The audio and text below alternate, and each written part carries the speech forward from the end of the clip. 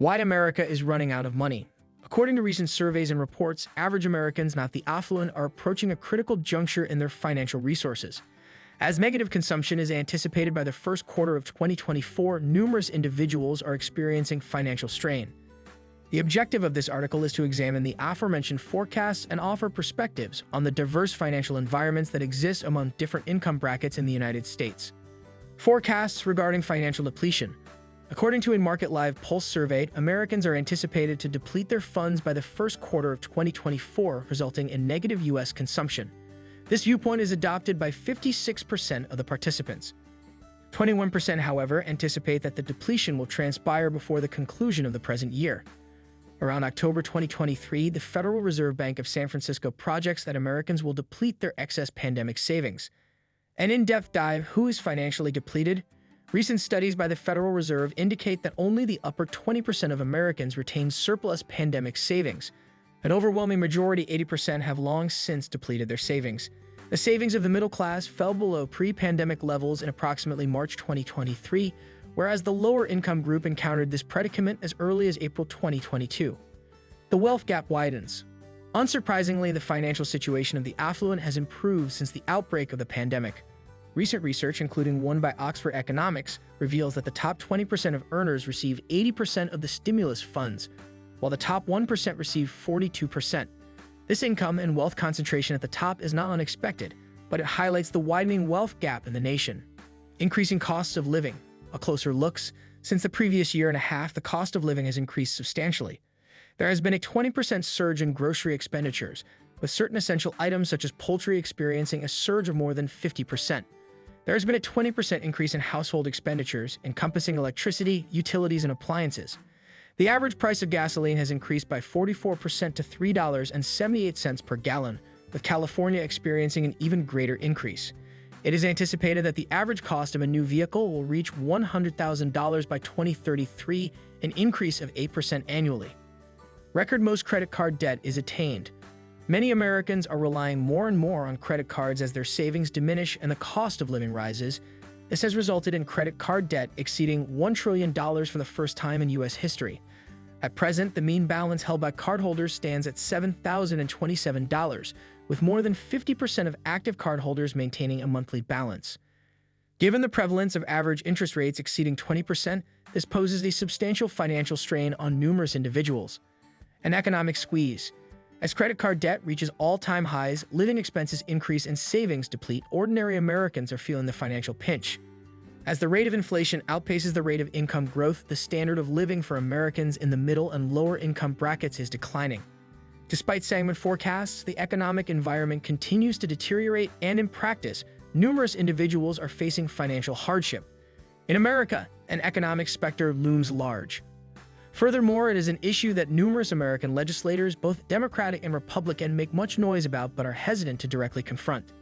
The phantom in question is referred to as the United States national debt, which is defined by the U.S. Treasury Department as the sum of money borrowed by the federal government to offset the accrued expenses over some time. By accessing the Treasury's website, one can ascertain the magnitude of said debt. It was $34.5 trillion in mid-May. The rate at which that debt is increasing is similarly astounding. The escalation of the United States national debt by an estimated $1 trillion occurs every 100 days. Historiographically speaking, national emergencies such as World War II have caused the United States national debt to balloon to enormous proportions. Historically, the purpose of the U.S. national debt has been to finance both extraordinary measures and more ordinary government activities, such as infrastructure development. However, the United States is not currently engaged in a full-scale conflict with a foe comparable to Nazi Germany, which is determined to conquer the globe. Neither does the federal government allocate a substantial amount of money towards infrastructure development, as evidenced by the condition of the nation's highways. The truth is that two factors are responsible for the accelerated expansion of the United States national debt. The initial concern pertains to expenditures on significant entitlement programs such as Social Security, Medicare, and so-called income security, which includes benefits like unemployment. Combined, these programs accounted for 68% of the total expenditures of the federal government in 2023. This figure will increase in tandem with the boomers' accelerated retirement from the workforce. The inability of U.S. government tax revenues to fund government spending is the second factor at play. The The federal government spent $6.16 trillion in 2023 compared to nearly $4.5 trillion in revenue. This trend has been established for a considerable period. By increasing the national debt, succeeding presidents and Congresses have patched over this revenue expenditure imbalance since 2000. The ramifications of this trend on the economy are widely recognized. It initially hinders economic expansion by exerting a positive influence on interest rates. According to the Bipartisan Committee for a Responsible Federal Budget, interest rates increase by approximately 5 basis points for every percentage point of debt to GDP. Reduced productivity consequently leads to a deceleration in economic growth.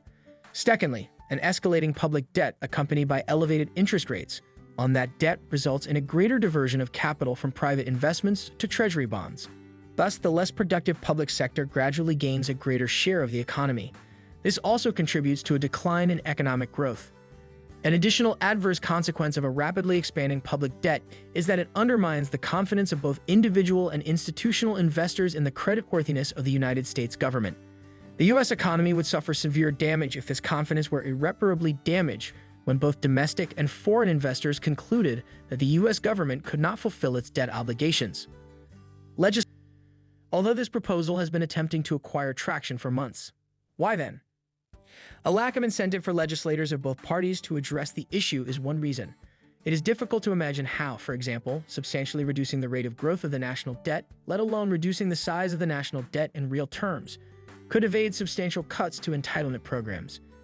It is an electoral mission impossible to convince the millions of retired and soon-to-be retired progressive and conservative Americans whose income is contributed to these programs.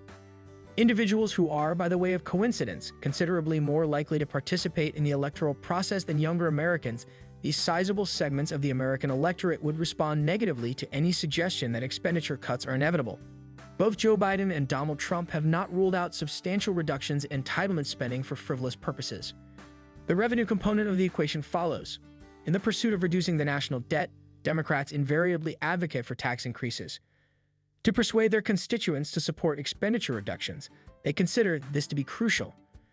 Consequently, the political class of the United States elects to exist in a fiscal delusion that could potentially save their political souls. Over time, however, the economy of the United States will become increasingly obscured by the pervasive dysfunctionalities of the specter of the national debt. That world is devoid of any victors. In conclusion, in light of the ongoing K-shaped recovery from the pandemic, it is imperative to recognize and confront the economic challenges experienced by the average citizens of the United States. Without intervention and assistance, many will continue to feel the pinch as the wealth divide expands. Advocating for change, utilizing educational resources, and remaining informed are all constructive measures that contribute to attain financial independence and stability. This concludes today's video. Did you enjoy it? Please share your thoughts in the comments section below. Don't forget to subscribe to our YouTube channel for more engaging and informative content.